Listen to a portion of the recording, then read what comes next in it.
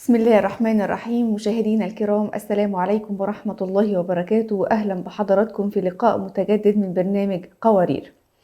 في مرحلة عمرية بتمر بيها المرأة بتحصل فيها بعض التغيرات الفسيولوجية وكمان التغيرات النفسية، بداية من انقطاع الطمس، مرورا بالحالة النفسية وبعض حالات الاكتئاب شوية، بعض حالات القلق، تقلبات المزاج، الهبات الساخنة اللي بتيجي على الجسم بشكل مفاجئ.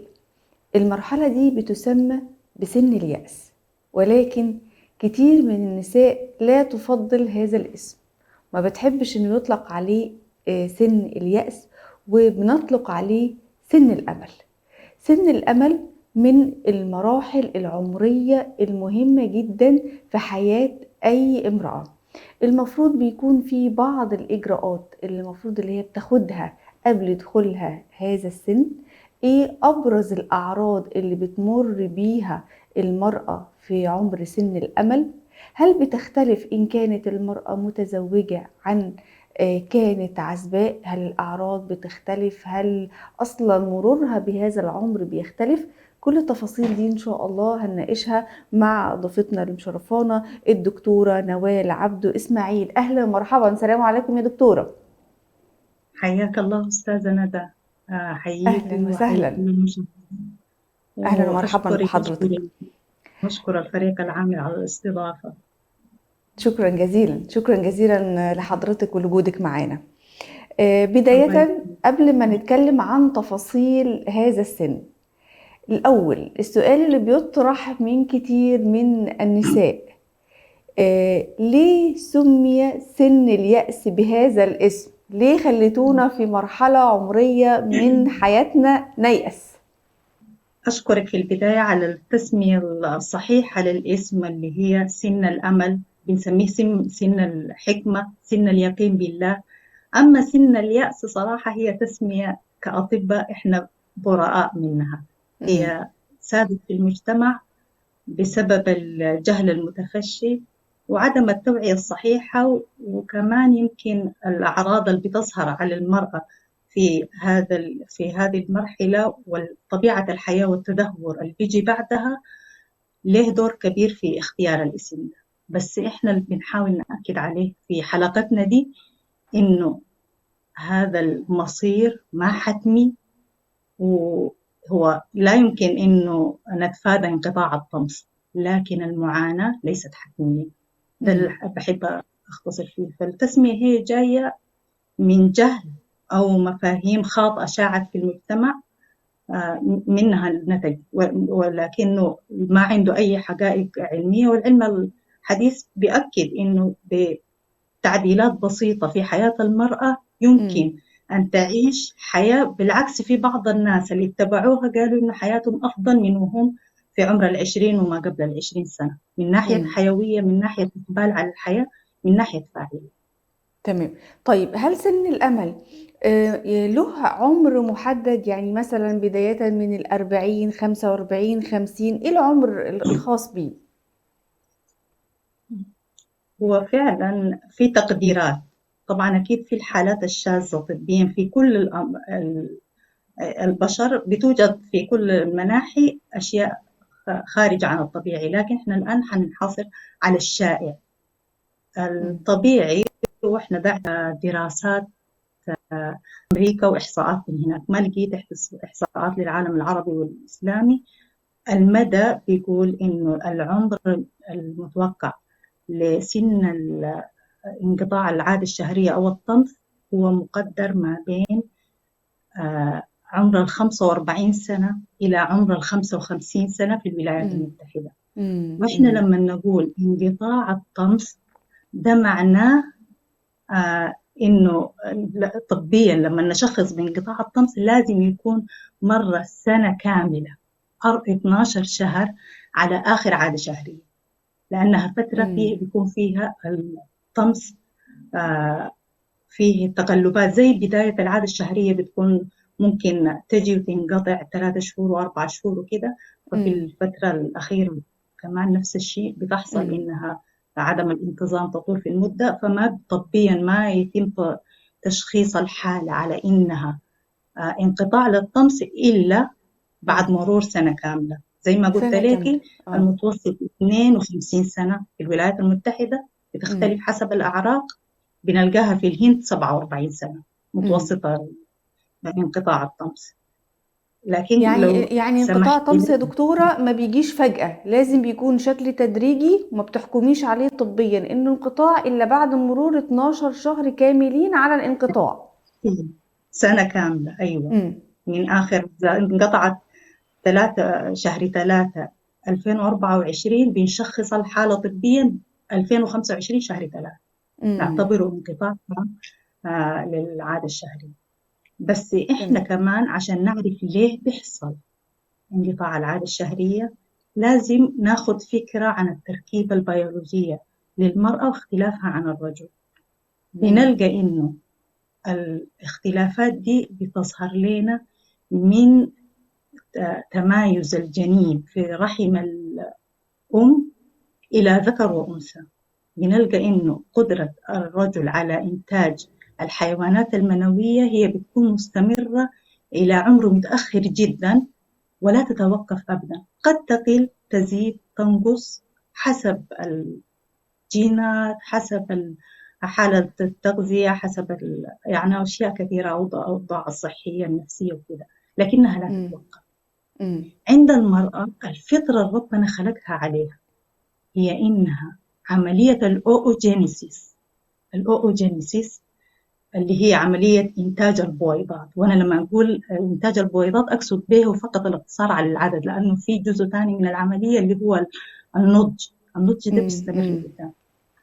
عملية إنتاج البويضات هي بتكتمل عند الأنثى من الأسبوع 20 في الحمل، وهي في رحم أمها بتكون عندها العدد الأقصى من البويضات في داخل المبيض بتاعها. امم. واضحة الفكرة؟ وضحت. هي تمام. بتتقدر إنه العدد البويضات من 6 ل7 مليون في امم. الأسبوع 20 من الحمل، 6 اه. ل7 مليون بويضة. هل بالظبط. الأنثى بيبدأ الفقد عند فقد البويضات والقدرة على التبويض امم. في سن اليأس؟ أبدا، نلقى فقدان البويضات بيبدأ من وهي داخل الرحم، وهي لسه جنين ما وهي اتولدت جنين. بعد. اه. امم. أيوة، بنلقى إنه العدد من 6 ل7 مليون انخفض لمليون أو مليونين. دي لما امم. تعمل عملية حسابية بسيطة بتلقيها إنه سدس أو سبعين المخزون بتاعها فقط هو التبقى، وهي حديثة ولادة اتولدت اليوم. امم. حضرتك أشرتي لنقطة مهمة جدا يا دكتورة، لأن في بعض البنات بيتأخروا في الزواج، بيكون نصيبهم يعني ربنا كرمهم بالزواج ولكن متأخر، فيبدأ المحيط اللي حواليهم يقلقهم جدا أول ما تدخل على مثلا 38 أو 39 وتكون لسه ما اتجوزتش، فاللي حواليها يبدأوا يقلقوها جامد، انت كده قربتي على سن خطر، انتي ممكن ما تقدريش تخلفي كده، يبقى عندك مشكلة في التبويض، وتبدأ تقلق. والقلق الزيادة على حد ما كتير بنسمع ان كثرة القلق اصلا هي اللي ممكن تساعد على مثلا خلل في فترة الطمس، يعني تأخر في الإنجاب وما إلى ذلك. فعايزين حضرتك تطمئني كل البنات اللي وصلوا حتى لل40 ولسه ما اتجوزوش إن لسه عندهم فرصة للإنجاب. بلا شك بلا شك إنها كونها بدت الفقد في مراحل صغيرة ده ما معناه إنه بيكون مخزونها صفر أبدا. هي بيكون في ما زال عندها باقي بويضات، لكن زي ما أشرت حضرتك لنقطة مهمة جدا، وهي عامل القلق. مم. عامل القلق من الأشياء اللي بتسرع استنفاد المخزون البويضات. وده بالمناسبة ما للفتاة العزباء بس، حتى مم. كمان للمتزوجة وما أنجبت.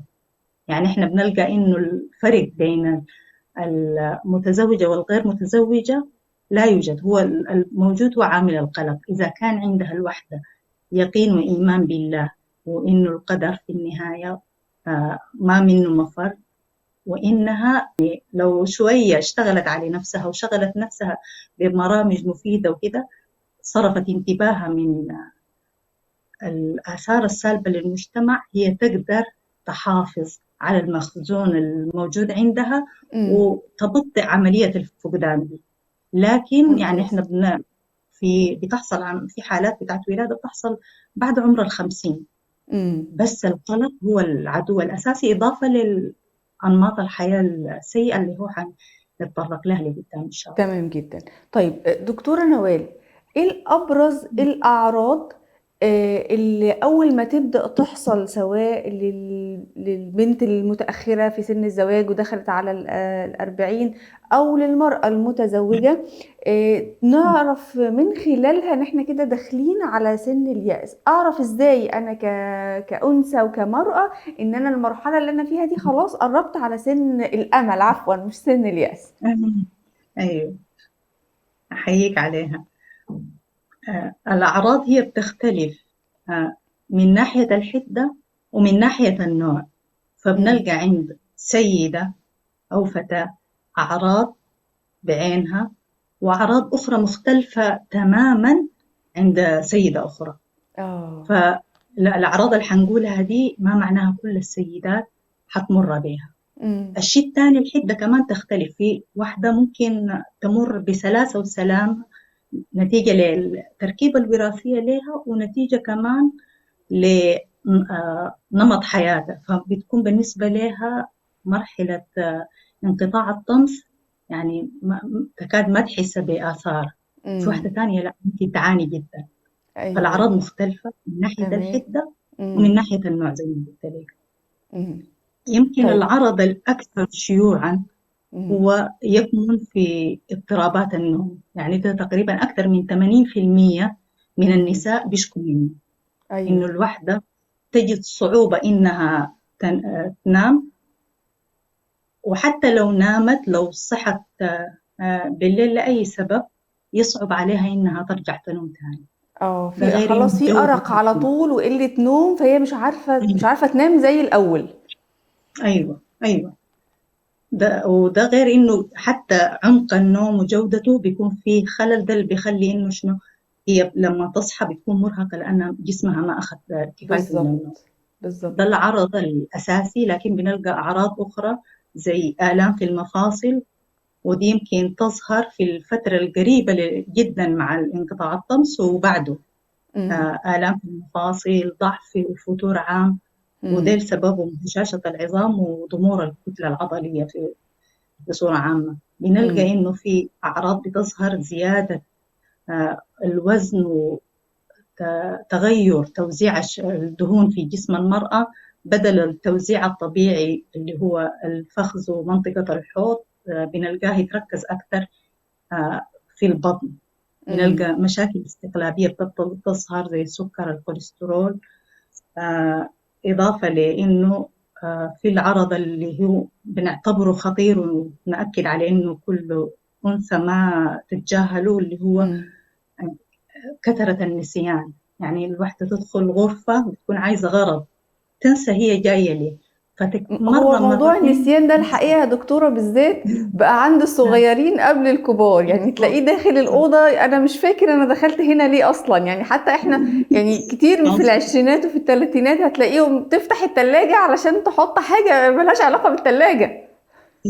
أيوة، هي دي راجعة لأنها الاستروجين اللي هو كهرمون. إحنا ما تكلمنا عن الهرمونات تركيبة المرأة بصورة كافية، لكن خلينا، هي بتبدأ إفرازها مع فترة البلوغ بتزيد وتنخفض عند المرأة بصورة حادة قبل انقطاع الدورة الدموية، وتستمر بعده في انخفاض حاد شديد.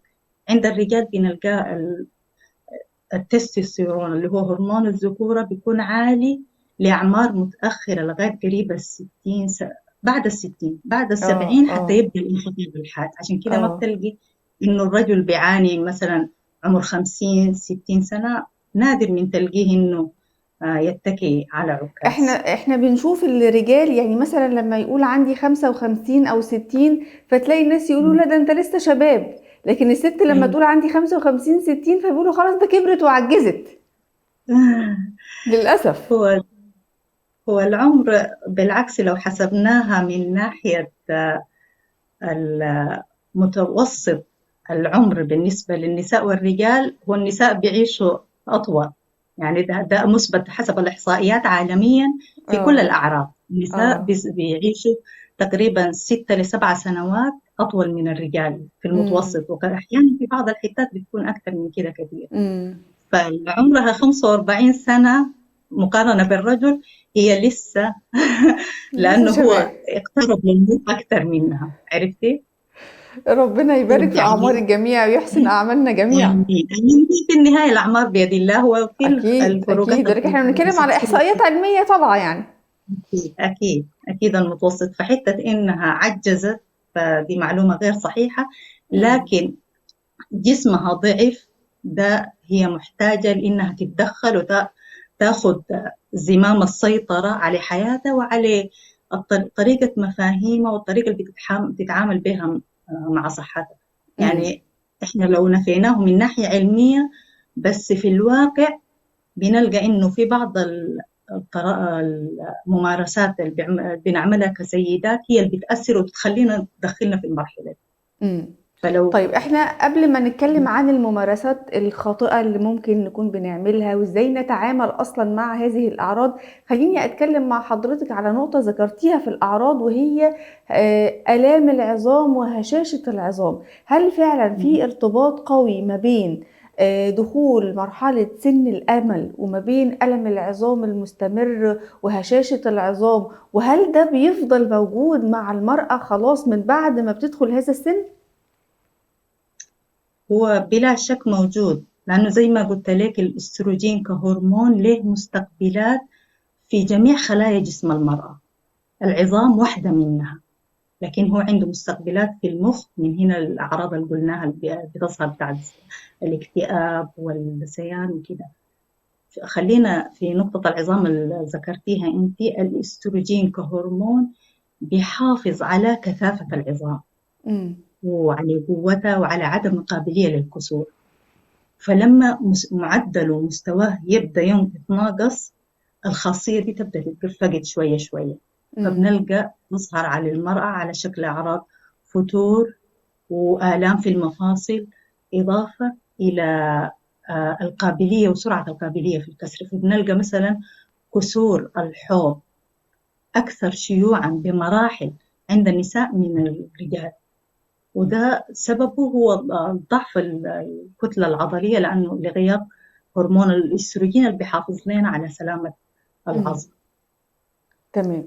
طيب احنا ذكرنا هشاشة العظام وآلام العظام، وذكرنا كمان انقطاع الطمس، وحضرتك قلتي انه لابد ان يكون بعد مرور 12 شهر متواصلين علشان تقدري تحكمي طبيا ان خلاص كده بندخل سن الأمل. وكمان اتكلمتي عن العرض الأكثر شيوعا وهو الأرق في النوم، وما بتقدرش أو جودة النوم ما بتقدرش تنام كويس زي الأول. هل في أعراض أخرى شائعة لدخول سن الأمل؟ في أعراض أخرى اللي هي إنه بيأثر على القلب، وزي ما قلت لك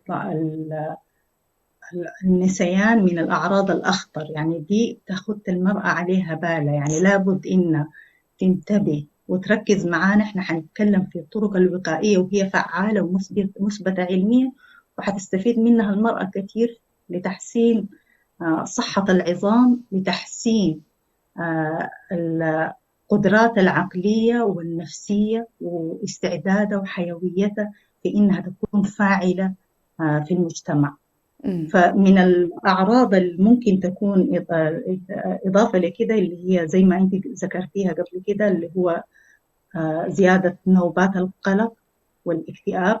آه. إضافة لأنه الفترة دي بتكون عرضة، هي تمهيد زي ما قلت لك للألزهايمر، والألزهايمر صراحة مرض معيق للمرأة وبيخليها فاقدة، يعني هي عايشة ومش عايشة، لأنها مم. بتكون تفقد الوعي باللي حواليها وتفقد تاريخها وتفقد هويتها وشخصيتها كلها. مم. مم. فإضافة لكده في الهبات الساخنة، واللي هي دي بنعتبرها كأطباء العلامة الدامغة، يعني غير انقطاع الطمس أو انخفاض الأستروجين، ما مم. في مرض، يعني أمراض نادرة زي السل الرئوي وكده هي اللي ممكن تعمل هبات ساخنة. ودي مم. عبارة عن أثر برضو أثر نقص الأستروجين في المخ اللي هو فيه منظمات الحرارة في الهايبوثالاموس.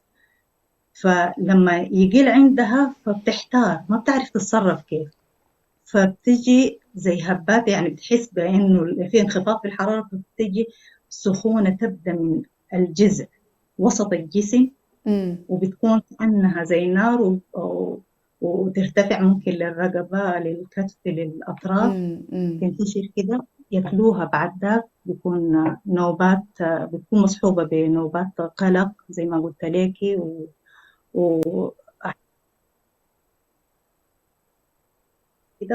اللي هو تعرق. اه. دي لما تجي أصلها يعني تعتبر شنو نقول لها كاردينال ساين، مم. يعني من العلامات ما بتتلاقي المؤكدة في ان أشياء خلاص بندخل سن المؤكدة. الامل. مم. في حين إنه ممكن نلقى العلامات زي هشاشة العظام وال ارتفاع انخفاض حساسية الجسم للأنسولين اللي هو ظهور مرض السكري وكده، مم. بنلقاها علامات مضللة، رغم إنه ارتباطها بانقطاع الطمس واضح وجلي، لكن ممكن تكون مضلل للطبيب فبيعالج آه، مم. الأمراض اللي هو زي السكر، الضغط اه. وكده هي والكوليسترول. بتكون ممكن شريكة السبب يكون مع بعض الأمراض الأخرى، فمش هي دي اللي بتكون حاسمة إن دي من أعراض دخول سن الأمل. الحقيقة دكتورة، يعني إحنا معانا تساؤلات كتير جدا، وأبرزها إيه الإجراءات اللي المفروض تتبعها المرأة وهي داخلة سن الأمل، وغيرها من النصائح المهمة اللي منتظرينها من حضرتك. ولكن انتهت حلقتنا اليوم، ولكن نستكمل بإذن الله حوارنا وأسئلتنا مع حضرتك عن سن الأمل وتوابعه على المرأة في حلقة أخرى. بشكرك شكرا جزيلا الدكتورة نوال عبدو إسماعيل على وجودك معانا وعلى هذا الطرح الله والمعلومات يسلمك. المميزة. نوال محمد وطبعا إسماعيل لو الشكر سمحتي. موصول لكل الله مشاهدين يسلمك. ومشاهدات برنامج قوارير. تابعونا في الجزء الثاني من الحلقة، وإن شاء الله نجاوب على كل تساؤلات حضراتكم بإذن الله تعالى. إلى أن نلقاكم نترككم في رعاية الله وأمنه، والسلام عليكم ورحمة الله وبركاته.